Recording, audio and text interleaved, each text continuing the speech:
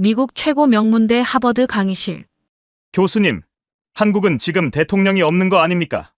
자리를 박차고 일어난 일본 유학생 유키가 이어 말했습니다. 맞습니다, 교수님. 한국은 지금 대통령 탄핵 사태로 인해 정치적으로도 매우 혼란스럽고 전통적인 강대국도 아니지 않습니까? 그런 나라가 어떻게 세계가 가장 부러워하는 나라가 될 수 있습니까? 솔직히 그건 불가능하다고 봅니다. 그러자 맥킨 리처드 교수는 미소를 지으며 차분하지만 강한 목소리로 이야기했습니다. 불가능할 것 같습니까? 그럼 이건 어떻게 설명할 겁니까? 그 순간 강의실이 조용해지고 무거운 긴장감이 감돌았습니다. 그럼에도 맥킨 리처드 교수의 표정은 전혀 변하지 않았고 오히려 그의 입가에는 옅은 미소가 번지고 있었습니다. 맥킨 리처드. 미국 하버드생들 중 최고의 인기를 자랑하는 경제정치학 교수. 그의 강의가 이제 막 시작되었습니다. 자, 이제 여러분이 불가능하다라고 생각하는 한국이 어떤 나라인지 하나하나 파헤쳐 보도록 하죠. 맥킨 리처드 교수는 날카로운 눈빛으로 300명의 학생들을 바라보며 프로젝터 화면에 데이터를 띄웠습니다. 화면에는 2024년 글로벌 전기차, 배터리 시장에 대한 세계 점유율 순위가 나오고 있었습니다.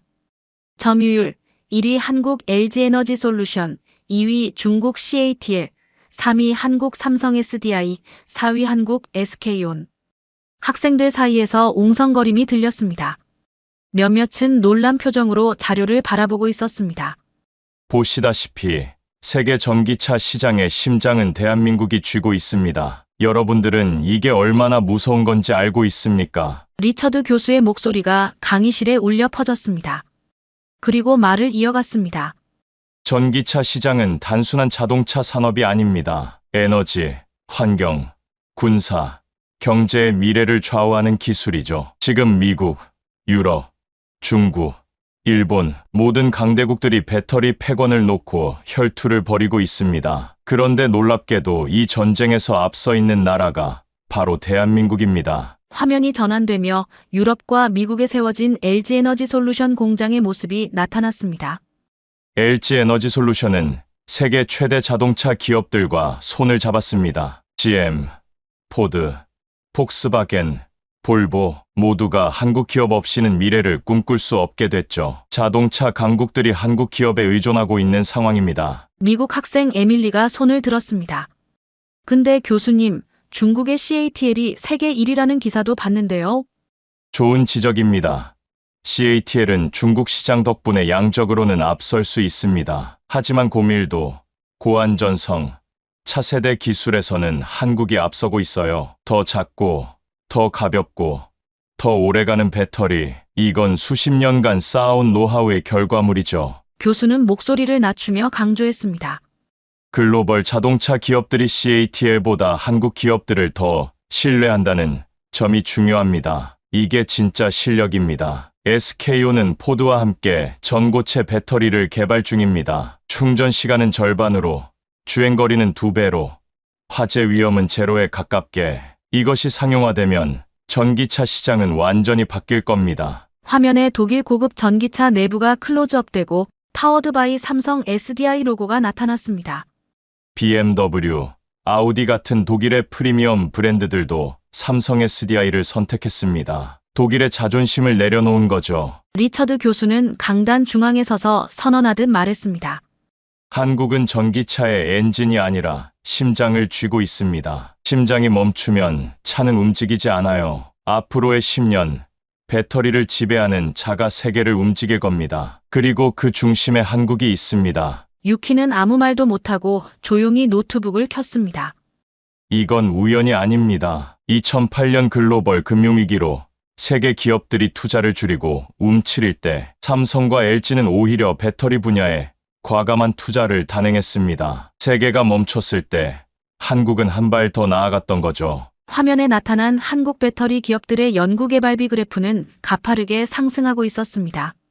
이런 과감한 투자 덕분에 오늘날 전 세계 전기차의 심장은 Made in Korea라는 라벨을 달고 있습니다. 한국 배터리 없이는 전기차가 굴러갈 수 없는 시대가 된 거죠. 리처드 교수는 학생들의 놀란 표정을 살피며 말을 이어갔습니다. 자, 이제 우리는 한국이 어떻게 미래 모빌리티의 심장을 장악했는지 알게 됐습니다. 하지만 한 나라의 진정한 발전은 더 기본적인 곳에서 시작됩니다. 교수가 학생들 앞을 천천히 거닐다 멈춰 섰습니다. 여러분, 질문 하나 드리겠습니다. 우리가 살아가면서 가장 기본적이면서도 가장 중요한 자원이 뭘까요? 학생들이 웅성거리며 다양한 답변을 내놓았습니다. 바로 물입니다. 인간의 몸은 약 60에서 70%가 물로 이루어져 있습니다. 물이 없으면 생명도 없죠. 문명도 늘 강 근처에서 시작됐습니다. 리처드 교수는 화면을 전환했습니다. 세계 각국의 수돗물 사정을 보여주는 그래픽이 나타났습니다. 2025년을 살아가는 우리가 수돗물을 그냥 마실 수 있는 나라가 얼마나 될까요? 교수는 지적인 톤으로 말을 이어갔습니다. 미국, 지역에 따라 농물, 중금속, 납 검출이 문제죠. 플린트 사태 기억하십니까? 일본, 노후화된 수도관으로 수돗물 신뢰도가 하락 중입니다. 동남아나 남미? 말할 것도 없습니다. 생수 없으면 샤워도 걱정해야 합니다. 학생들의 표정이 점점 진지해졌습니다. 리처드 교수는 다음 화면을 넘겼습니다. 코리어 워터 시스템 슬라이드가 나타났습니다. 그런데 대한민국은 다릅니다. 서울의 수돗물 아리수는 브랜드입니다. 단순히 마실 수 있는 수준이 아니라 자부심을 갖고 먹는 물이라고 말할 수 있는 품질이에요. 화면에 실시간 수질 모니터링 시스템과 수질 데이터 공개 앱 장면이 나타났습니다. 한국은 주요 도시의 정수장에서 매일 5시간 단위로 수질을 검사하고 CCTV를 통해 수도관 내부까지 실시간으로 감시합니다. 게다가 모든 데이터를 일반 시민에게 공개하죠. 교수의 목소리가 열정적으로 바뀌었습니다. 누구든지 핸드폰으로 자기 집 수돗물 수질을 확인할 수 있어요. 이건 단순한 위생 문제가 아니라 신뢰의 시스템입니다. 에밀리가 놀라 중얼거렸습니다. 진짜요? 수돗물을 핸드폰으로 검사한다고요? 독일 학생 한스가 손을 들었습니다. 교수님, 유럽에도 깨끗한 수돗물이 있습니다만. 물론이죠. 하지만 한국의 특별한 점은 투명성입니다. 1990년대부터 수돗물 인프라에 대규모 투자를 해왔고 스마트 물관리 시스템을 도입했습니다. 노후관 교체율은 OECD 최고 수준이죠. 화면에 실시간으로 수도관 누수를 감지하는 시스템이 나타났습니다. 더 놀라운 건 한국이 AI 기반 수질 예측 시스템까지 도입했다는 겁니다. 이상 징후가 발생하기 전에 미리 감지해 조치를 취하는 거죠. 세계 어디에서도 찾기 힘든 선진 시스템입니다. 중국 유학생 리웨이가 질문했습니다. 중국도 스마트시티에 투자하는데 왜 한국이 더 앞서 있나요? 중요한 차이가 있습니다. 한국의 물 관리는 단순한 기술이 아니라 신뢰에 기반합니다. 모든 데이터가 투명하게 공개되고 시민들이 직접 참여할 수 있습니다. 물 한 방울에 담긴 투명성과 신뢰. 이것이 한국 시스템의 핵심입니다. 리처드 교수는 차분한 톤으로 말했습니다. 여러분, 한 나라의 선진성은 도로와 빌딩이 아니라 그 나라 국민이 안심하고 마시는 한 컵의 수돗물에 담겨 있습니다. 그 작은 물 한 잔이 대한민국이 다시 태어난 이유입니다. 강의실이 조용해졌습니다. 학생들이 하나둘 메모를 시작했고 유키조차 더 이상 반박하지 않았습니다. 조용했던 강의실에 다시 리처드 교수의 목소리가 울려 퍼졌습니다. 그는 천천히 걸으며 입을 열었습니다. 자, 여러분, 앞서 말했듯이 물은 생존에 필요한 기초입니다. 그렇다면 오늘날 21세기 사회에서 생존을 넘어서 세계를 지배하기 위해 필요한 것은 무엇일까요? 학생들이 잠시 생각에 잠겼습니다. 몇몇은 석유라고 중얼거렸고 다른 몇몇은 인공지능이라고 대답했습니다. 바로 두뇌입니다. 그리고 오늘날 그 두뇌 역할을 하는 것이 바로 반도체입니다. 화면이 전환되며 세계 반도체 시장 점유율 데이터가 나타났습니다. 글로벌 메모리 세미컨덕터 마켓 쉐어 2024 디램 1위 삼성 일로트로닉스 43%, 낸드 1위 삼성 일로트로닉스, 2위 SK 하이닉스. 리처드 교수의 목소리가 더욱 힘차게 울려 퍼졌습니다. 대한민국은 이 세계의 두뇌를 만들어내는 나라입니다. 삼성과 하이닉스, 전 세계 데이터 센터, AI, 스마트폰, 심지어 여러분이 쓰는 노트북도 한국 메모리 없이는 돌아가지 않습니다. 중국 유학생 이한첸이 손을 들고 물었습니다. 교수님, 그럼 시스템 반도체나 파운드리는 대만이 더 강한 거 아닌가요? TSMC가 1위잖아요. 리처드 교수는 고개를 끄덕이며 대답했습니다. 맞습니다. TSMC는 시스템 반도체에서 세계 최강입니다. 하지만 여러분, 중요한 건 이겁니다. 기억이 없는 두뇌는 무용지물입니다. 그리고 그 기억, 즉 메모리 반도체 시장의 1위는 한국입니다. 심지어 30년 넘도록 1위를 차지하고 있습니다. 화면에 삼성전자 평택 공장과 SK 하이닉스 이천 공장의 영상이 나타났습니다.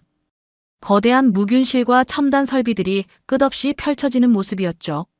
여러분, 삼성은 세계 최초로 3나노 GAA 기술을 상용화했습니다. SK하이닉스는 인텔의 낸드 사업을 인수하며 초고속 SSD 시장까지 장악했죠. 유키는 소리 없이 노트북 자판을 두드렸습니다. 그의 표정이 점점 심각해졌습니다.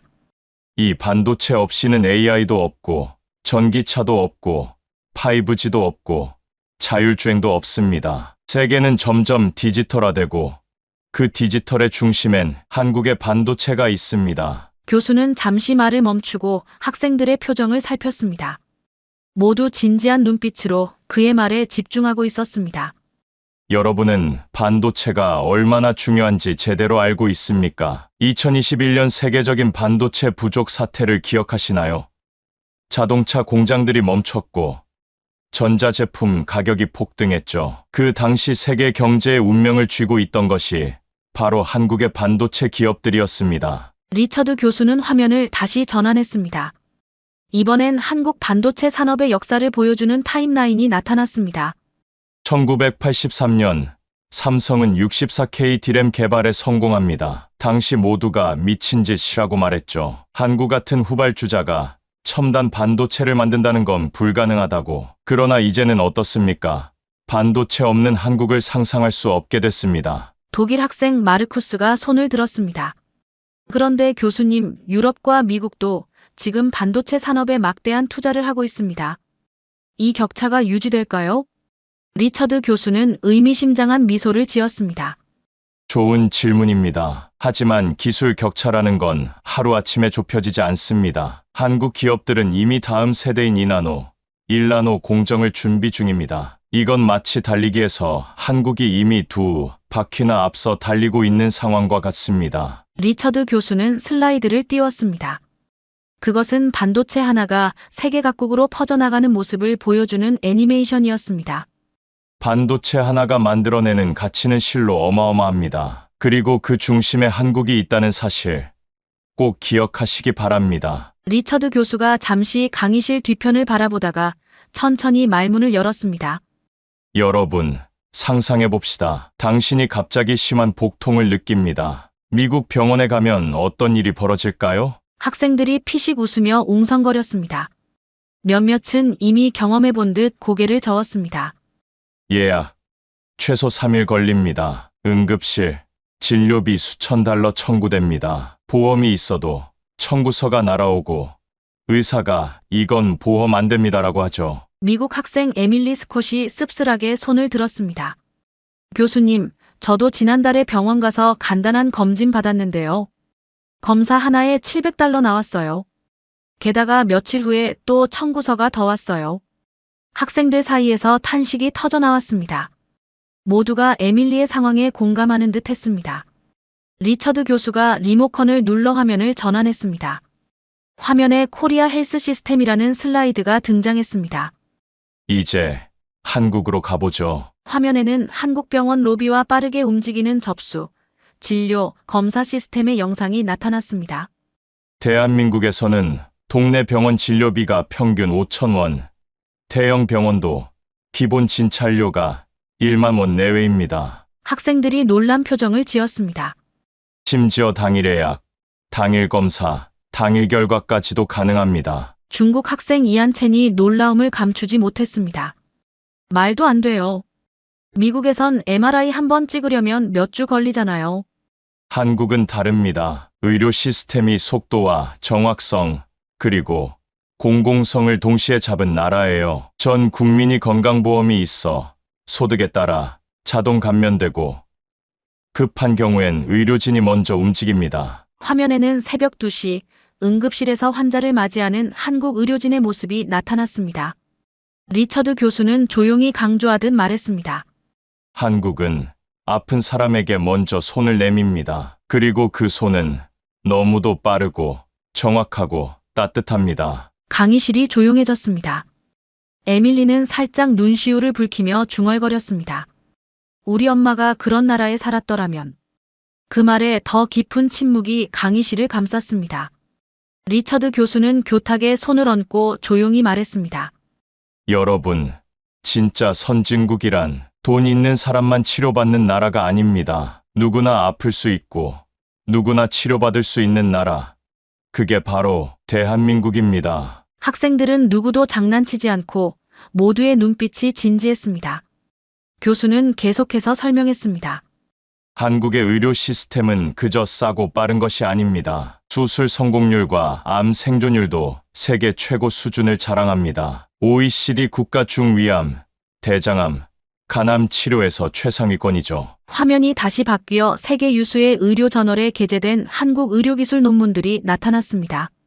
세계 최초의 로봇 수술 기술부터 암 치료 신약 개발까지 한국은 이제 의료 기술 강국으로도 발돋움하고 있습니다. 프랑스 학생 소피아가 손을 들었습니다.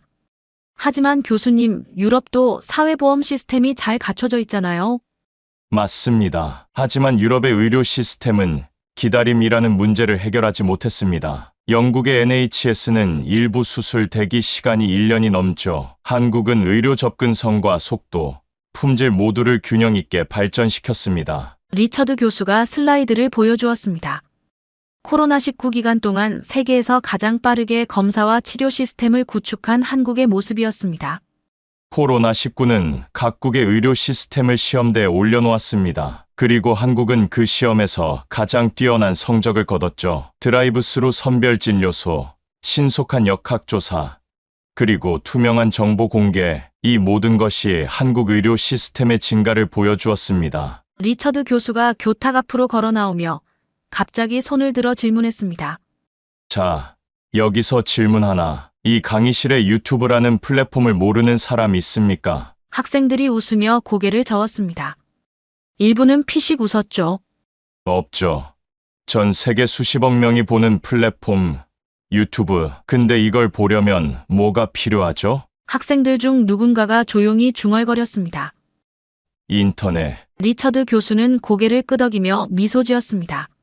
맞습니다. 바로 인터넷. 그리고 그 인터넷에서 우리가 진짜로 체감하는 건 속도입니다. 자, 그럼 다시 묻겠습니다. 여러분은 하루에 몇 번이나 로딩을 경험합니까? 학생들이 웃으며 공감했습니다. 이한첸이 손을 들었습니다. 교수님, 전 줌 수업 중에 한 번은 꼭 끊깁니다. 기숙사 와이파이는 진짜 최악이에요. 리처드 교수는 고개를 끄덕이며 웃었습니다. 좋습니다. 그렇다면 지금부터 여러분을 렉이라는 단어 자체가 사라진 나라로 안내하겠습니다. 화면이 전환되어 서울거리, 지하철, 버스 안에서 유튜브, 게임, 화상통화를 즐기는 시민들의 모습이 나타났습니다. 대한민국은 세계 최고 수준의 광대역 인터넷 보급률과 속도, 그리고 세계 최초 5G 상용화 국가입니다. 화면에 세계 인터넷 평균 속도 순위 그래픽이 나타났습니다. 글로벌 인터넷 스피드 랭킹 2024년 1위 대한민국 평균 속도 230Mbps, 미국 140Mbps, 독일 90Mbps, 일본 110Mbps. 리처드 교수는 열정적으로 말을 이어갔습니다. 한국은 도시뿐만 아니라 산소, 시골 마을까지 광케이블이 깔려 있습니다. 지하철에서도 고화질 유튜브, 실시간 게임 플레이가 가능하죠. 이건 단순한 편리함이 아니라 디지털 평등의 상징입니다. 에밀리가 놀라서 물었습니다. 교수님, 진짜 서울 지하철에서도 로딩 안 걸려요? 리처드 교수는 단호하게 대답했습니다. 서울 지하철은 전 구간 와이파이 완비, 속도는 미국 도심보다 빠릅니다. 심지어 통화까지 됩니다. 외국인들은 충격받죠. 지하에서 통화한다고? 화면에는 고등학생이 태블릿으로 수업 듣는 장면, 할머니가 정부 포털 사이트를 이용하는 장면이 나타났습니다. 덕분에 학생은 집에서 AI 튜터를 만나고 어르신도 병원 예약을 스마트폰으로 합니다. 대한민국은 전 국민이 함께 연결된 사회를 만들어가고 있어요. 독일 학생 한스가 의문을 제기했습니다. 하지만 교수님, 그게 정말 중요한가요? 인터넷 속도 차이가 나라의 선진성을 결정하나요? 리처드 교수는 의미심장한 표정으로 대답했습니다. 단순히 속도의 문제가 아닙니다. 이것은 디지털 격차의 문제죠. 현대 사회에서 인터넷 접근성은 교육, 의료, 경제적 기회와 직결됩니다. 한국은 이 격차를 극복하고 있습니다. 그는 다음 슬라이드를 보여주었습니다. 한국의 디지털 인프라 투자 현황이었습니다.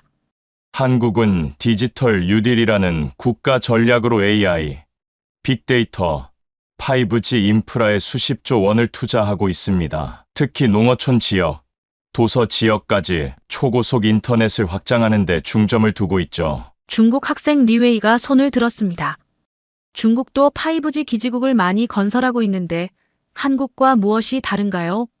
좋은 질문입니다. 차이점은 밀도와 실제 속도에 있습니다. 한국은 인구 밀도가 높은 나라이지만 그 작은 국토 전체에 초고밀도로 5G 기지국을 설치했습니다. 그 결과 실제 체감 속도가 세계에서 가장 빠르죠. 리처드 교수는 조용히 말을 이어갔습니다.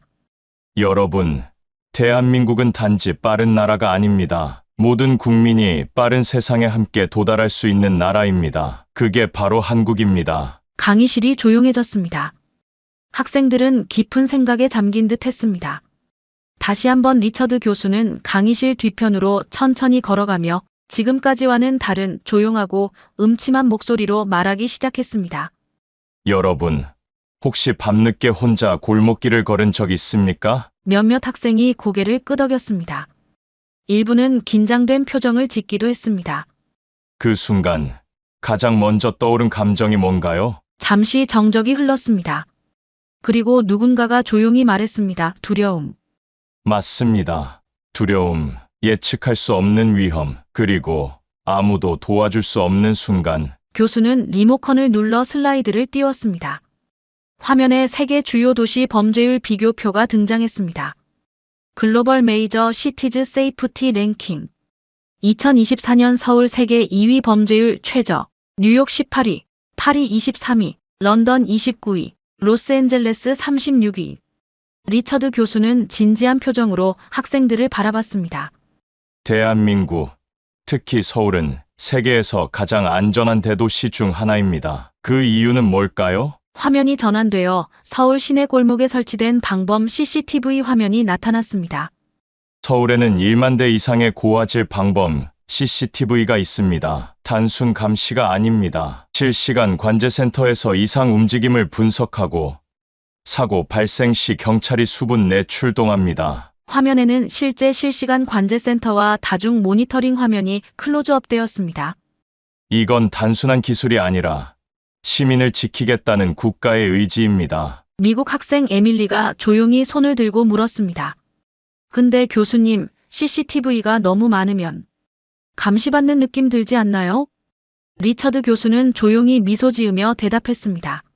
그건 외국인의 시선이죠. 한국 시민들은 CCTV를 감시가 아니라 보호로 느낍니다. 지갑을 잃어버려도 돌아올 확률이 높고 누군가 다치면 먼저 다가가 도움을 줍니다. 화면에는 유모차를 도와주는 시민, 지갑을 찾아 경찰서에 맡기는 장면 등이 나타났습니다. 이어서 조명 어두운 밤, 여성 혼자 걸어가도 편하게 스마트폰을 보는 장면이 나왔습니다. 프랑스 학생 소피아가 의아한 듯 질문했습니다. 파리에서는 야간에 스마트폰을 그렇게 노출하면 위험해요. 정말 서울은 그렇게 안전한가요?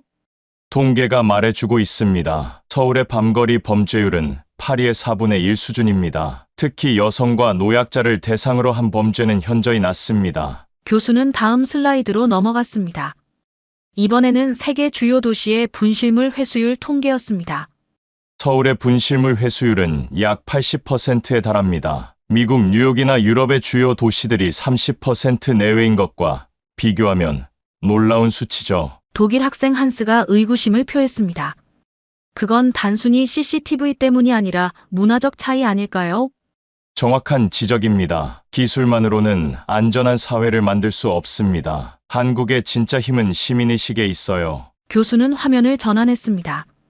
길에서 쓰러진 사람을 돕는 시민들, 화재 현장에서 이웃을 구하는 장면, 길 잃은 아이를 경찰서로 데려가는 어른의 모습이 차례로 나타났습니다.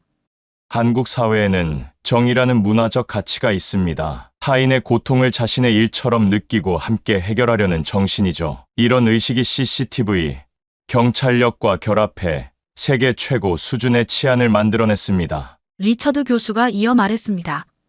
여러분, 한국은 시민이 서로를 지키고 시스템이 시민을 지키는 나라입니다. 그 평범한 밤길 하나가 바로 대한민국의 수준을 말해줍니다. 강의실에 또다시 정적이 흘렀습니다.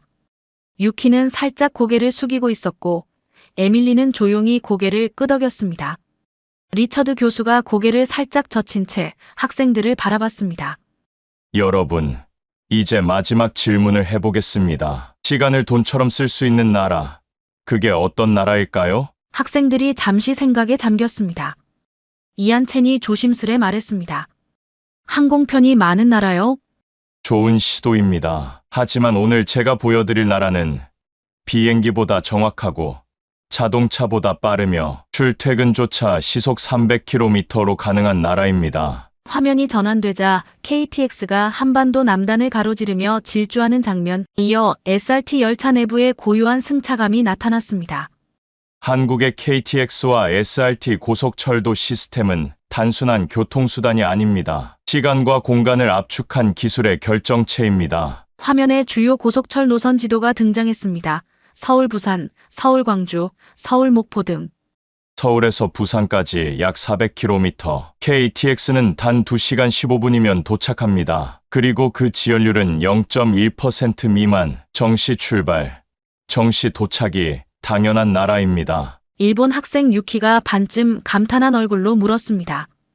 그런데 그 정도 고속철은 일본 신칸센도 있잖아요. 리처드 교수의 눈빛이 번쩍였습니다. 좋은 질문이에요. 신칸센이 빠른 건 맞습니다. 하지만 한국은 고속철도와 IT 인프라, 예약 시스템, 정시성, 요금 접근성까지 모두 잡은 나라입니다. 화면에는 모바일 앱으로 KTX 예약하는 모습, 승차권 없이 얼굴 인식으로 탑승하는 장면 등이 나타났습니다. 심지어 모바일 좌석 예매부터 실시간 운행 정보, 와이파이, 콘센트까지 완비된 기차, 그게 KTX, 그리고 SRT입니다. 에밀리가 놀라며 중얼거렸습니다. 출퇴근 시간에 시속 300이라니. 미국은 절대 상상도 못해요. 화면에는 퇴근길 KTX 안에서 노트북으로 회의 중인 직장인, 잠든 아이를 안고 귀가하는 엄마의 모습이 나타났습니다. 무엇이 더 놀라운지 아세요? 서울에서 근무하면서 150km 떨어진 대전에서 사는 사람들이 많다는 겁니다. 미국으로 치면 뉴욕에서 일하고 필라델피아에서 사는 셈이죠. 프랑스 학생 소피아가 손을 들었습니다. 프랑스도 TGV가 있는데 한국의 고속철도가 더 특별한 점은 무엇인가요? 리처드 교수는 미소를 지었습니다. 좋은 질문입니다. TGV는 훌륭한 고속철이죠. 하지만 한국의 특별함은 완벽한 통합에 있습니다. 고속철, 지하철, 버스가 하나의 시스템으로 연결되어 있어요. 하나의 교통카드로 모든 대중교통을 이용할 수 있죠. 화면에는 고속철역에서 내려 지하철로 환승하는 모습, 그리고 역 주변에 발달된 상업, 주거시설이 보였습니다. 고속철역은 단순한 역이 아니라 도시 발전의 중심축이 됩니다. 역세권 개발로 지방도 성장하고 수도권 집중 현상도 완화되죠. 이것이 바로 교통이 국가 발전을 이끄는 모습입니다. 독일 학생 한스가 의문을 제기했습니다. 하지만 독일도 ICE가 있고 중국도 고속철이 있습니다. 정말 그렇게 차이가 날까요? 독일 IC의 평균 지연 시간은 약 15분, 중국 고속철도는 정확도가 높지만 IT 서비스 통합은 아직 발전 중이죠. 한국의 KTX와 SRT는 평균 지연 시간이 30초 미만입니다. 그리고 모든 좌석에 와이파이, 전원이 완비되어 있죠. 리처드 교수는 조용히 마무리했습니다. 한국의 고속철도는 단지 빠른 게 아닙니다. 사람의 삶을 바꾸는 속도, 그걸 가능하게 만든 시스템입니다. 대한민국은 시간을 관리하는 나라입니다. 그래서 세계가 부러워할 수밖에 없는 겁니다. 강의실이 조용해졌습니다. 누군가 박수를 치기 시작하자 천천히 학생들이 박수를 보냈습니다. 리처드 교수는 조용히 교탁에 손을 얹고 학생들을 바라봤습니다. 우리는 모두 알고 있습니다. 이 나라는 한때 모든 걸 잃었고 세계에서 가장 가난한 나라 중 하나였습니다. 하지만 그들은 다시 일어났습니다. 다시 태어나겠다는 각오로. 강의실에는 깊은 침묵이 감돌았습니다. 학생들의 눈빛에서는 더 이상 의구심이 보이지 않았습니다.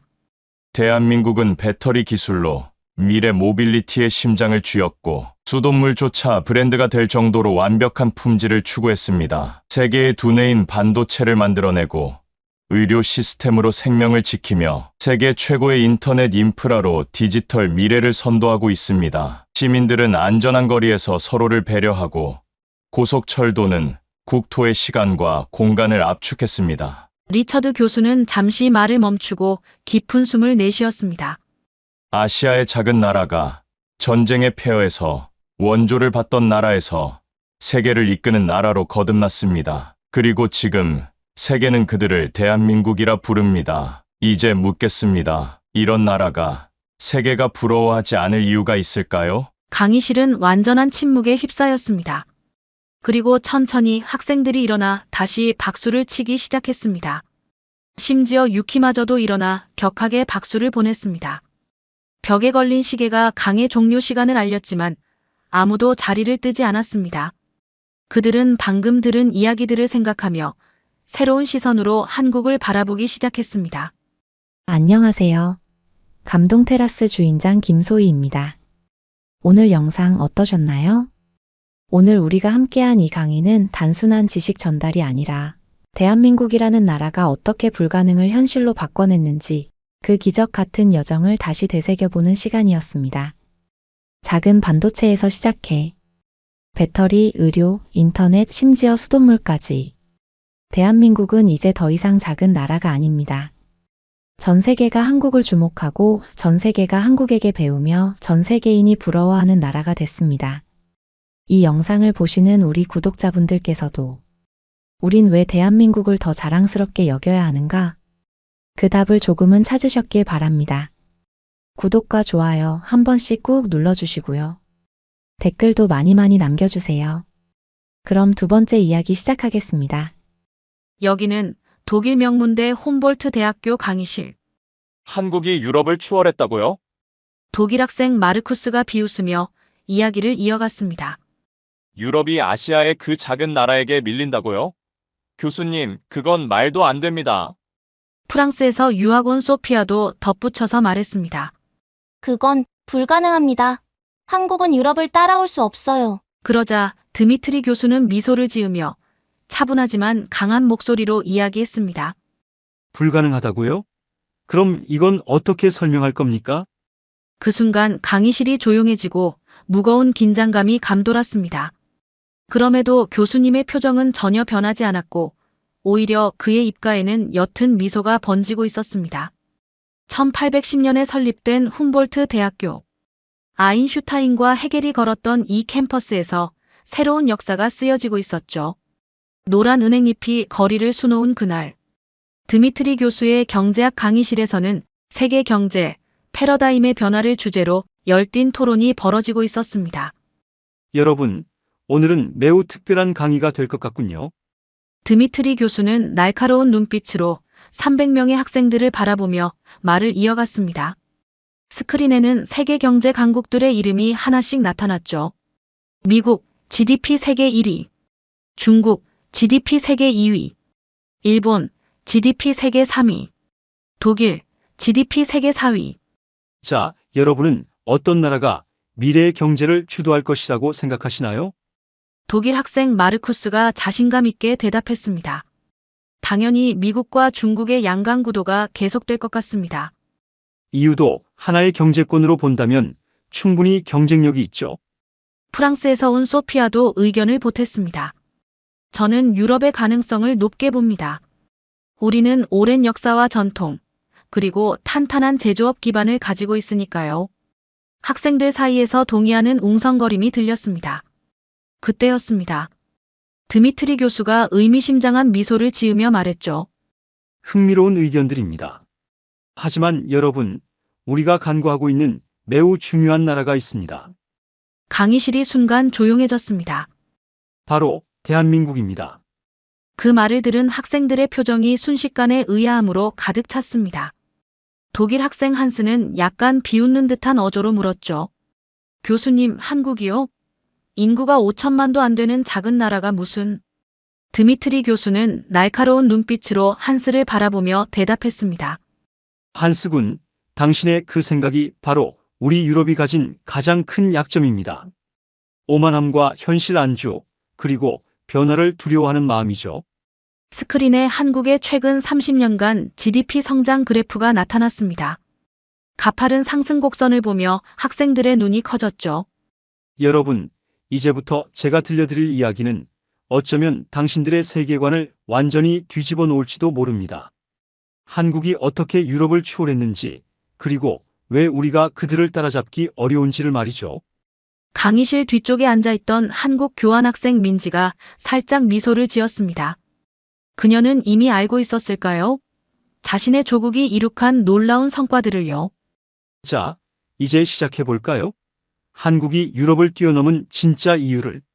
드미트리 교수의 말이 끝나자 강의실의 모든 학생들이 그의 다음 이야기를 기다리고 있었습니다. 그들의 눈빛에는 호기심과 의구심이 교차했죠. 작지만 강한 나라, 대한민국. 과연 그들은 어떻게 유럽의 오랜 역사와 전통을 뛰어넘을 수 있었을까요? 드미트리 교수는 잠시 숨을 고르더니 스크린에 1997년 한국의 IMF 위기 당시 사진들을 띄웠습니다. 여러분, 1997년 한국은 국가 부도 직전까지 갔습니다. IMF라는 전 세계가 두려워하는 세 글자 앞에서 많은 전문가들은 한국의 몰락을 예견했죠. 스크린에는 당시 뉴스 화면이 나오고 있었습니다. 수많은 사람들이 줄을 서서 자신의 금을 나라에 기부하는 모습이었죠. 하지만 일어난 일은 모두의 예상을 벗어났습니다. 전 세계 역사상 유례없는 일이 벌어졌죠. 국민들이 자발적으로 금을 모으기 시작한 겁니다. 독일 학생 마리아가 놀란 목소리로 물었습니다. 잠시만요, 교수님. 그게 무슨 의미인가요? 왜 금을 모았다는 게? 드미트리 교수는 미소를 지으며 대답했습니다. 국가 부도 위기를 극복하기 위해서는 외환 보유고가 필요했습니다. 그때 한국 국민들은 자신들이 가진 금을 자발적으로 내놓기 시작했죠. 결혼반지, 돌반지, 심지어 금메달까지. 무려 227톤의 금이 모였습니다. 강의실에 놀라움의 탄성이 흘렀습니다. 여러분, 이게 바로 한국과 유럽의 차이입니다. 유럽에서 그리스 재정 위기가 왔을 때를 생각해 보세요. 각국이 자국의 이익만을 따지며 갈등했죠. 하지만 한국은 달랐습니다. 국민 모두가 하나가 되어 위기를 극복했습니다. 한스가 다시 한번 의문을 제기했습니다. 하지만 교수님, 그건 90년대 이야기 아닌가요? 지금은 다르지 않나요? 드미트리 교수는 스크린을 넘겼습니다.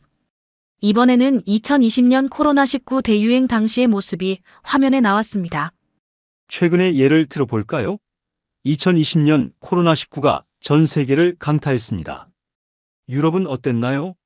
이탈리아는 의료 체계가 마비됐고, 영국은 봉쇄 정책을 오락가락했죠. 프랑스는 마스크 부족으로 혼란에 빠졌고. 그러다 교수는 갑자기 말을 멈추고 강의실 뒤편의 민지를 바라봤습니다. 민지양, 당신의 조국은 어땠나요? 민지는 차분한 목소리로 대답했습니다. 한국은 드라이브스루 선별 진료소를 세계 최초로 도입했습니다. 마스크 앱으로 수급을 조절했고 IT 기술을 활용해 동선을 추적했죠. 전 국민이 자발적으로 방역 수칙을 지켰고요. 드미트리 교수가 고개를 끄덕였습니다. 맞습니다. 한국의 K방역은 전 세계의 표준이 됐죠. WHO는 한국의 방역 시스템을 극찬했고, 많은 나라들이 한국의 방식을 배우러 왔습니다. 프랑스 학생 소피아가 손을 들었습니다. 그런데 교수님, 어떻게 그런 게 가능했던 거죠? 유럽에서는 마스크 착용만으로도 시위가 일어났는데 드미트리 교수는 의미심장한 미소를 지었습니다. 바로 그겁니다. 한국인들은 위기 상황에서 놀라운 결집력을 보여줍니다. IMF 때도 코로나19 때도 그랬죠. 개인의 자유만을 주장하며 정부와 대립하는 게 아니라 공동체를 위해 자발적으로 협력합니다. 교수는 잠시 말을 멈추고 강의실을 둘러보았습니다. 이것이 바로 한국이 위기 속에서 더 강해지는 이유입니다. 우리 유럽은 수백 년의 역사와 전통을 자랑하지만 위기 앞에서는 하나가 되지 못합니다. 반면 한국은 위기가 올 때마다 더 단단해지고 더 혁신적이 되죠. 스크린에는 이제 한국의 코로나19 확진자 그래프와 유럽의 그래프가 나란히 표시됐습니다.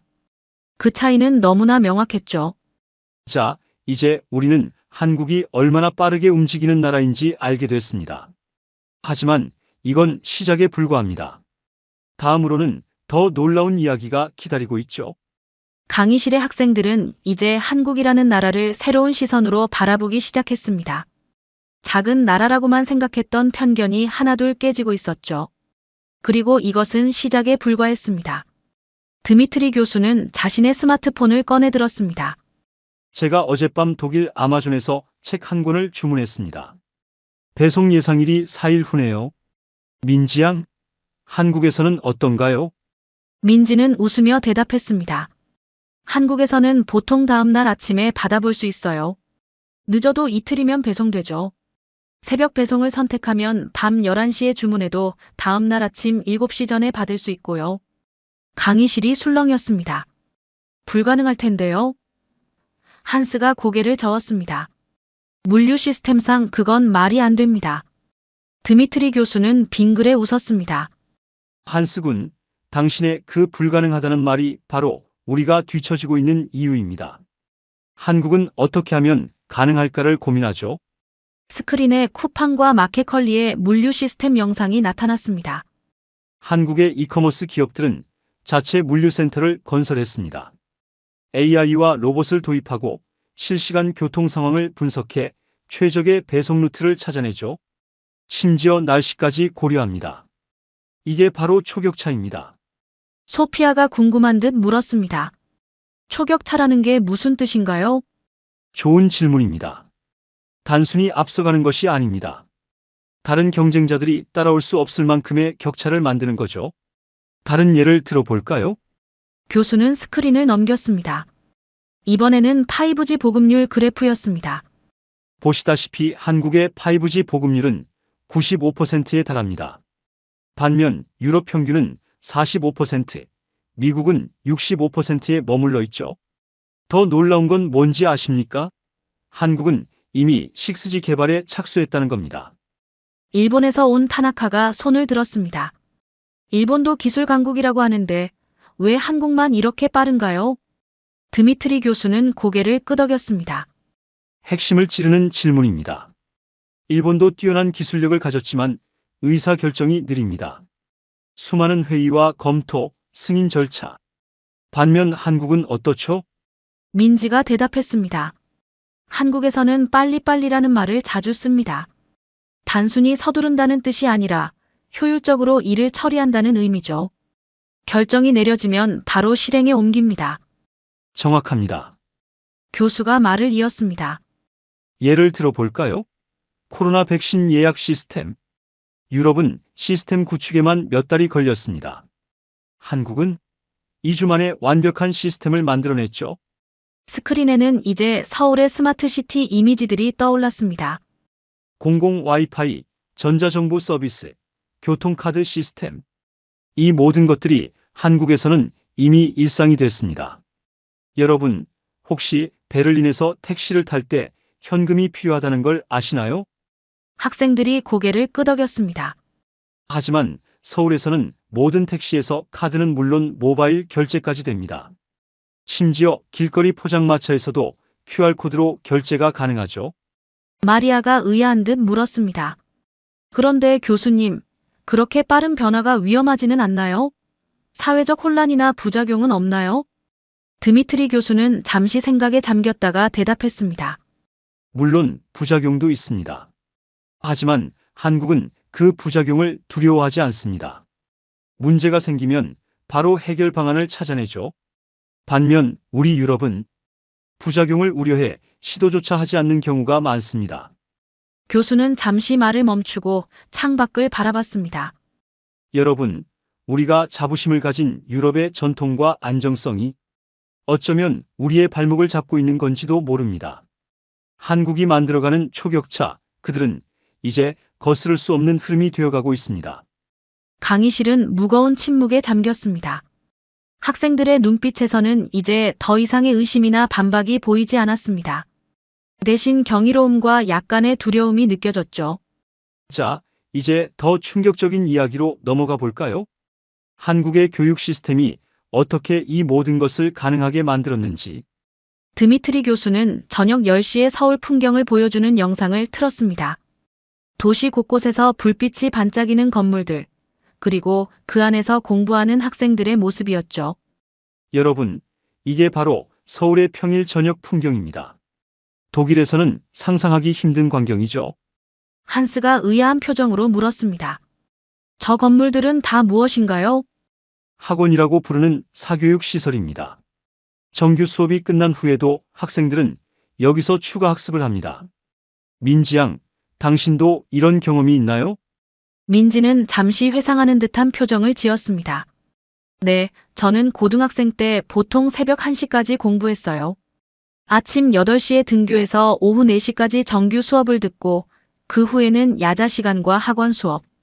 주말에도 학원에 갔죠. 강의실이 술렁였습니다. 프랑스에서 온 소피아가 충격받은 듯한 표정으로 말했습니다. 그건 너무하잖아요. 아이들의 인권은 어떻게 되는 거죠? 드미트리 교수는 의미심장한 미소를 지었습니다. 바로 그 반응입니다.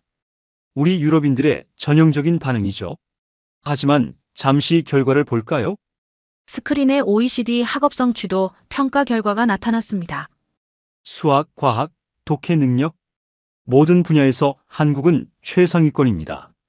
특히 과학기술 분야의 성과는 압도적이죠.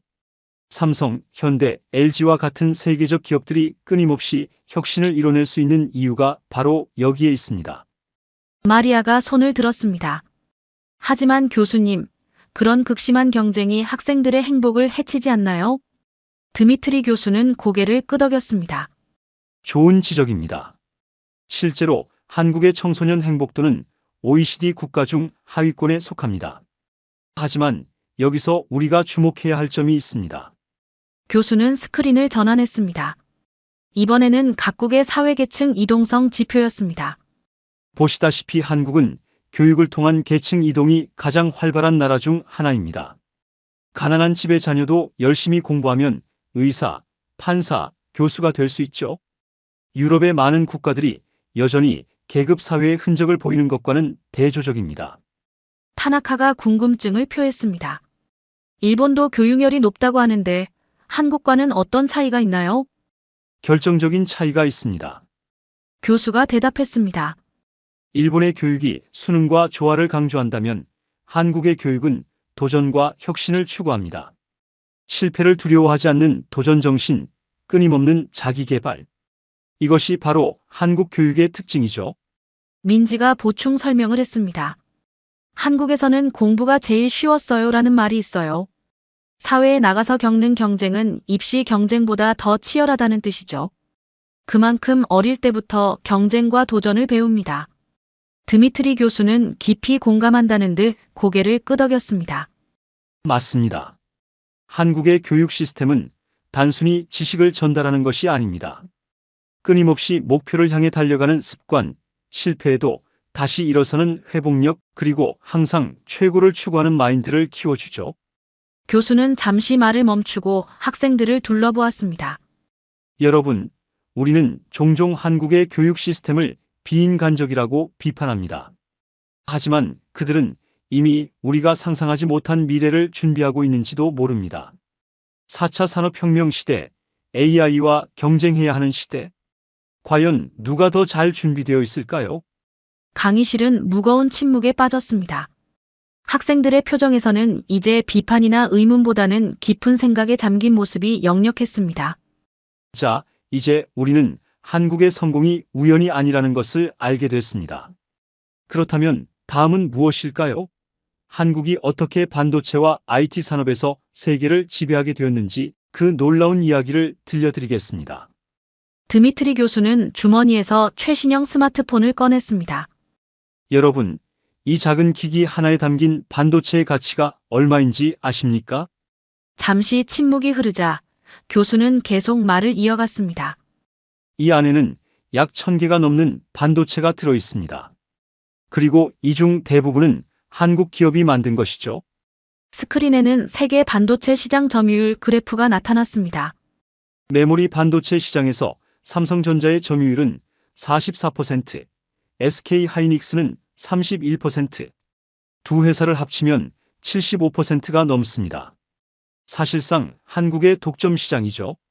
중국에서 온 리웨이가 손을 들었습니다. 하지만 중국도 매년 수천억 달러를 반도체 산업에 투자하고 있습니다. 곧 따라잡을 수 있지 않을까요? 드미트리 교수는 의미심장한 미소를 지었습니다. 좋은 질문입니다. 하지만 반도체는 돈만 투자한다고 되는 게 아닙니다. 삼성이 세계 최고의 반도체 기업이 되기까지 30년이 걸렸죠. 그동안 쌓은 기술과 노하우는 돈으로 살 수 없습니다. 스크린에는 반도체 공정 미세화의 역사가 떴습니다. 보시다시피 10나노, 7나노, 5나노, 이제는 3나노 공정까지 한국은 계속해서 불가능을 가능으로 만들어 왔습니다. 유럽의 ASML이 반도체 장비를 만들면 한국의 삼성과 SK 하이닉스는 그걸로 더 놀라운 것들을 만들어내죠. 소피아가 궁금증을 표현했습니다. 그런데 교수님, 왜 유럽은 반도체 시장에서 이렇게 뒤처진 걸까요? 드미트리 교수는 깊은 한숨을 내쉬었습니다. 1990년대 유럽의 기업들은 반도체가 미래의 핵심 산업이 될 거라는 걸 알지 못했습니다. 수익성이 낮다는 이유로 투자를 줄였죠. 반면 한국은 어땠나요? 민지가 대답했습니다. IMF 외환위기 때도 삼성은 반도체 투자를 멈추지 않았어요. 오히려 더 과감하게 투자했죠. 초격차 전략이었습니다. 정확합니다. 교수가 말을 이었습니다. 위기 때 투자를 늘리는 것, 남들이 가지 않는 길을 가는 것. 이것이 바로 한국 기업의 특징입니다. 이번에는 한스가 의문을 제기했습니다.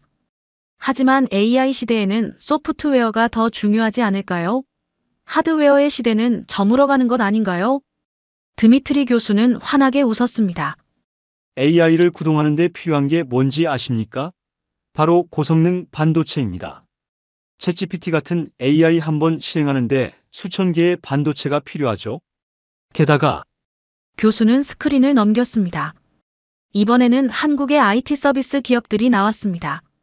네이버와 카카오를 보세요. 이 기업들은 이미 자체 AI를 개발하고 있습니다. 반도체와 소프트웨어를 모두 가진 나라, 그게 바로 한국입니다. 리웨이가 다시 한번 질문했습니다. 그래도 중국의 성장 속도를 보면 교수는 그의 말을 부드럽게 끊었습니다. 최첨단 반도체 하나를 만들기 위해서는 수만 번의 실패를 견뎌내야 합니다. 수율이라고 하죠. 1%의 차이를 위해 수년을 투자하는 끈기가 필요합니다. 중국이 따라잡기 어려운 것은 바로 이런 부분입니다. 교수는 잠시 말을 멈추고 창밖을 바라봤습니다. 여러분, 반도체는 현대 문명의 쌀이라고 합니다. 자동차, 스마트폰, AI, 모든 것의 기본이 되죠. 그리고 이 산업에서 한국은 이미 넘을 수 없는 격차를 만들어냈습니다. 유럽은 산업혁명을 이끌었지만 디지털 혁명은 한국이 주도하고 있는 겁니다. 강의실은 무거운 침묵에 빠졌습니다. 학생들의 눈빛에서는 이제 경외감마저 느껴졌습니다. 자, 이제 우리는 한국의 기술력을 알게 됐습니다. 하지만 한국의 진정한 힘은 따로 있습니다. 바로 전 세계를 사로잡은 문화 콘텐츠, K 콘텐츠의 세계로 들어가 볼까요? 드미트리 교수는 스마트폰으로 한 동영상을 틀었습니다. BTS의 버터 뮤직비디오였죠. 여러분, 이 영상의 유튜브 조회수가 얼마인지 아십니까?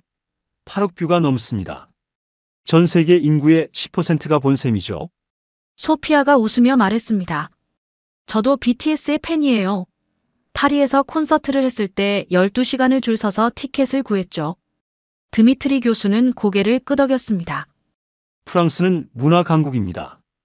패션, 예술, 음악, 오랜 세월 세계 문화를 이끌어왔죠. 하지만 지금 젊은이들에게 가장 영향력 있는 문화는 무엇일까요? 스크린에 넷플릭스 순위가 떴습니다. 오징어 게임, 더 글로리, 슬기로운 의사생활. 상위권의 상당수를 한국 드라마들이 차지하고 있었습니다. 놀랍지 않나요? 자막이나 더빙으로 봐야 하는 콘텐츠가 전 세계 시청자들의 마음을 사로잡았습니다. 유럽의 어떤 드라마도 이루지 못한 성과죠. 한스가 의문을 제기했습니다. 하지만 그건 일시적인 현상 아닌가요? K-팝이나 한국 드라마의 인기가 언제까지 갈 수 있을까요? 민지가 차분히 대답했습니다. BTS 이전에는 싸이가 있었고 오징어 게임 이전에는 겨울연가가 있었어요. 한국 콘텐츠는 계속해서 진화하고 있습니다. 드미트리 교수가 말을 이었습니다. 정확합니다. 더 중요한 건 이제 K 콘텐츠가 단순한 문화를 넘어 거대한 산업이 됐다는 겁니다. 스크린이 바뀌며 한국의 문화산업 수출액 그래프가 나타났습니다. 보시다시피 한국의 문화산업 수출액은 매년 두 자릿수 성장을 하고 있습니다. 여기에는 음악, 드라마뿐만 아니라 게임, 웹툰, 애니메이션까지 포함됩니다. 교수는 잠시 말을 멈추고 청중을 둘러보았습니다. 그런데 더 놀라운 건 따로 있습니다. K 콘텐츠의 성공이 다른 산업으로 확장되고 있다는 거죠. 스크린에는 이번에는 K-푸드와 K-뷰티 관련 이미지들이 떴습니다. BTS의 팬이 된 프랑스 청소년은 한국 라면을 먹고 오징어 게임을 본 독일 직장인은 한국 화장품을 구매합니다. 한류는 이제 거대한 산업 생태계가 된 겁니다. 마리아가 궁금증을 표현했습니다. 프랑스는 화장품의 본고장인데 왜 요즘 젊은이들은 한국 화장품을 더 선호하는 걸까요? 드미트리 교수는 빙그레 웃었습니다. 혁신 때문입니다.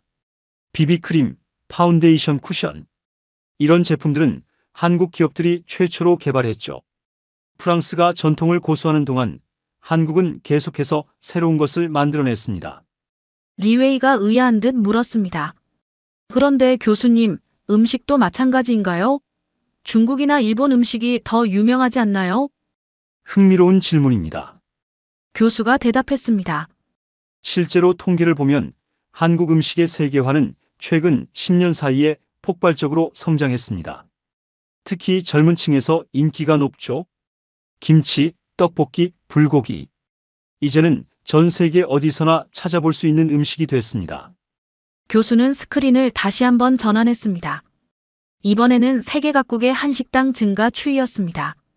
보시다시피 전 세계 한식당의 수는 매년 30% 이상 증가하고 있습니다. 그것도 고급 레스토랑부터 길거리 음식까지 다양한 형태로요. 심지어 미슐랭 스타를 받은 한식당도 늘고 있죠.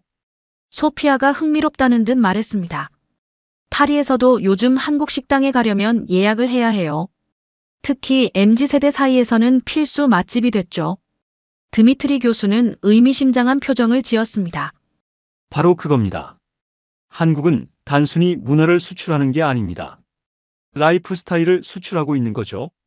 음악, 드라마, 음식, 화장품, 패션. 모든 것이 하나로 연결되어 시너지를 만들어내고 있습니다. 잠시 강의실이 조용해졌습니다. 여러분, 이것이 바로 한국의 무서운 점입니다. 하나의 성공이 또 다른 성공을 만들어내는 선순환. 그들은 이미 자신들만의 독특한 매력으로 전 세계를 사로잡았습니다. 유럽의 오랜 문화적 헤게모니가 무너지고 있는 건지도 모르죠. 교수는 잠시 생각에 잠겼다가 말을 이었습니다. 자, 이제 우리는 한국이 어떻게 세계인의 마음을 사로잡았는지 알게 됐습니다. 하지만 이 모든 것을 가능하게 만든 또 다른 비결이 있습니다. 바로 한국인들의 놀라운 조직력과 단결력. 다음 시간에는 그 이야기를 들려드리겠습니다. 드미트리 교수는 한국의 군대 훈련 영상을 보여주었습니다. 여러분, 한국은 세계에서 유일하게 징병제를 유지하고 있는 선진국 중 하나입니다. 모든 젊은 남성들은 약 18개월간 군 복무를 해야 하죠. 한스가 의아한 듯 물었습니다. 그게 왜 중요한가요? 오히려 경제적 손실 아닌가요? 드미트리 교수는 의미심장한 미소를 지었습니다. 표면적으로는 그렇게 보일 수 있습니다. 하지만 이것이 한국 사회의 조직력과 단결력을 만드는 핵심 요소가 됐죠.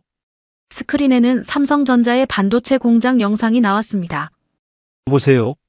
이 완벽한 팀워크, 24시간 365일 멈추지 않는 공장 운영.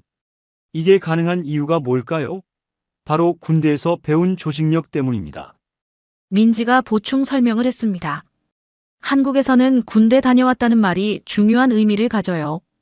단순히 군 복무를 마쳤다는 뜻이 아니라 조직 생활의 기본을 배웠다는 의미죠. 드미트리 교수는 고개를 끄덕였습니다. 정확합니다. 군대에서 한국인들은 세 가지 중요한 것을 배웁니다. 스크린에 항목들이 하나씩 나타났습니다. 첫째, 철저한 시간 관리. 둘째, 명확한 의사소통. 셋째, 목표를 향한 끈질긴 추진력. 소피아가 의문을 제기했습니다. 하지만 그건 너무 획일적이지 않나요? 창의성을 억압하는 것 아닌가요? 교수는 생각에 잠시 잠겼다가 대답했습니다. 흥미로운 질문입니다. 하지만 현실은 정반대입니다. BTS의 퍼포먼스를 보세요. 완벽한 군무와 창의적인 표현이 공존하죠. 이게 바로 한국의 특별한 점입니다.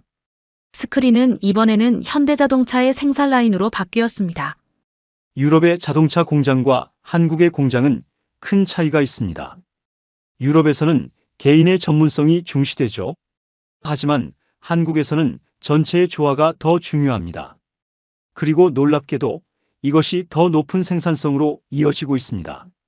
리웨이가 궁금증을 표현했습니다.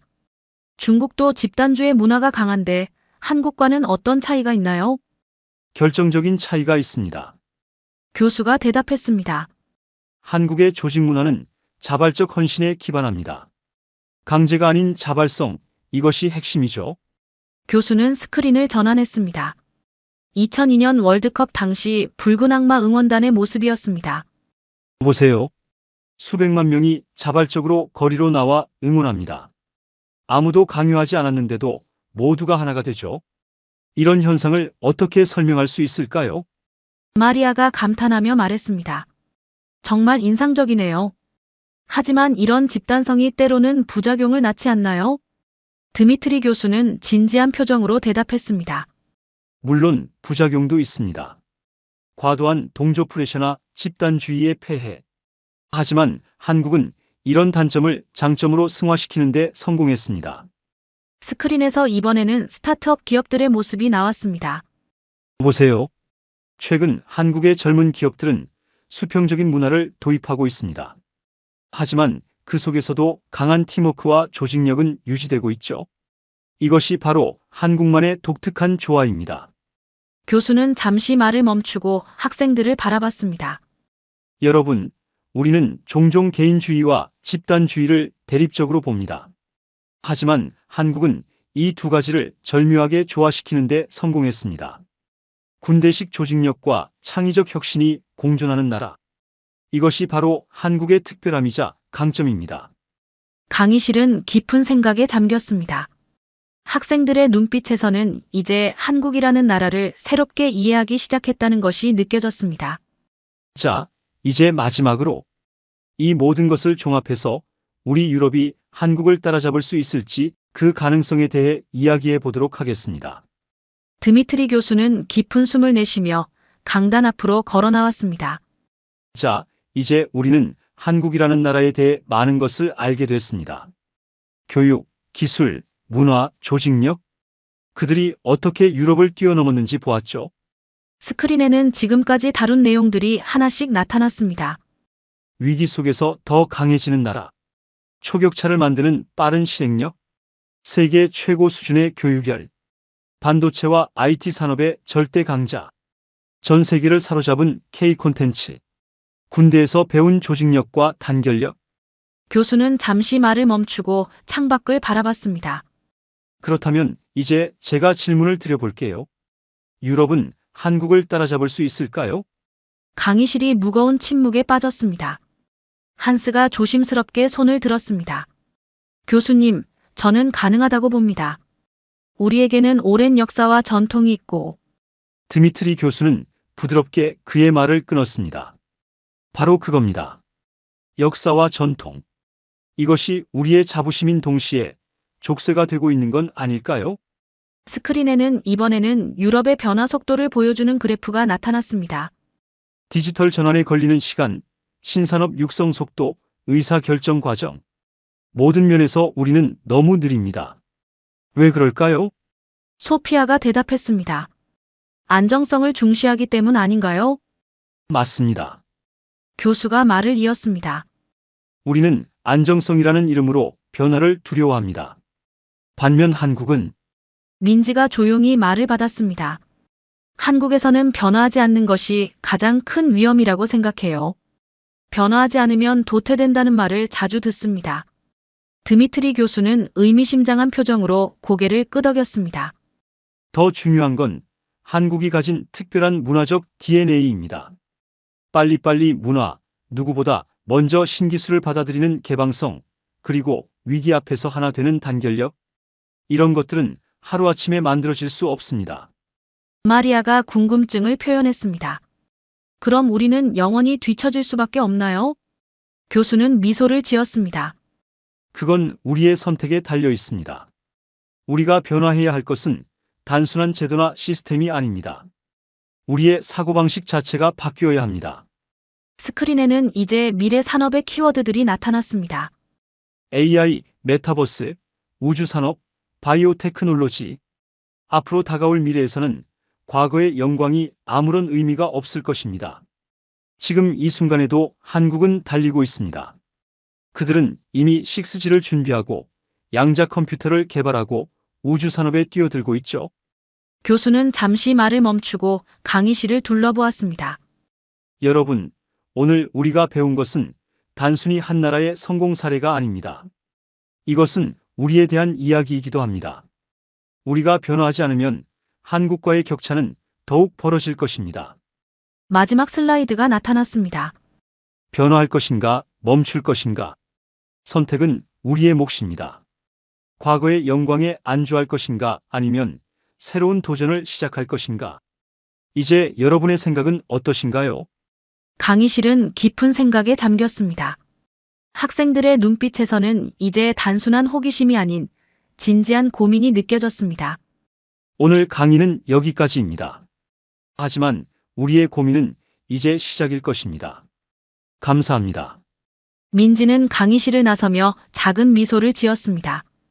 그녀의 조국이 이룩한 성과가 이제는 전 세계에 새로운 도전 과제를 던지고 있다는 사실이 자랑스러웠을까요?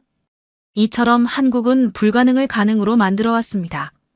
작은 나라였지만 세계 최고의 반도체를 만들었고, 자원이 없는 나라였지만 세계 최고의 조선 강국이 되었으며, 인구가 적은 나라였지만 전 세계인의 마음을 사로잡는 문화 강국이 되었습니다.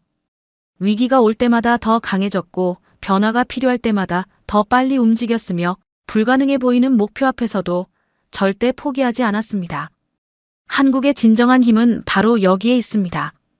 끊임없이 도전하는 정신, 하나 되어 일어서는 단결력, 그리고 더 나은 미래를 향한 흔들림 없는 의지. 이제 세계는 한국을 주목하고 있습니다. 다음은 어떤 새로운 역사를 써내려갈지, 어떤 놀라운 혁신을 보여줄지 세계가 궁금해하고 있습니다. 한국의 이야기는 여전히 현재 진행형입니다. 더 높이, 더 멀리, 더 새롭게. 한국의 도전은 계속됩니다. 지금 이 영상을 보고 계신 분들 중에도 힘든 시간을 보내고 계신 분들이 계실 겁니다. 하지만 기억하세요. 우리는 대한민국 사람입니다. 불가능을 가능으로 만들어 온 위대한 민족이죠. 일제강점기를 이겨냈고 전쟁의 폐허 속에서 다시 일어났으며 찢어지게 가난했던 나라를 세계 10위권 경제대국으로 만들어냈습니다. 그리고 지금 전 세계 곳곳에서 한국인들이 새로운 역사를 쓰고 있습니다. K-팝, K-드라마, K-뷰티. 이제는 전 세계가 대한민국을 주목하고 있습니다. 우리의 열정과 노력을 인정하고 있죠. 여러분도 할 수 있습니다. 우리는 불가능을 가능으로 만드는 DNA를 가진 대한민국 사람이니까요. 지금 이 순간에도 열심히 살아가고 계신 여러분. 당신은 지금도 충분히 자랑스럽습니다. 그리고 당신이 바로 대한민국의 미래입니다. 우리는 할 수 있습니다. 긴 영상 시청해주셔서 감사합니다. 오늘도 저희 감동 테라스는 대한민국을 응원합니다. 감사합니다.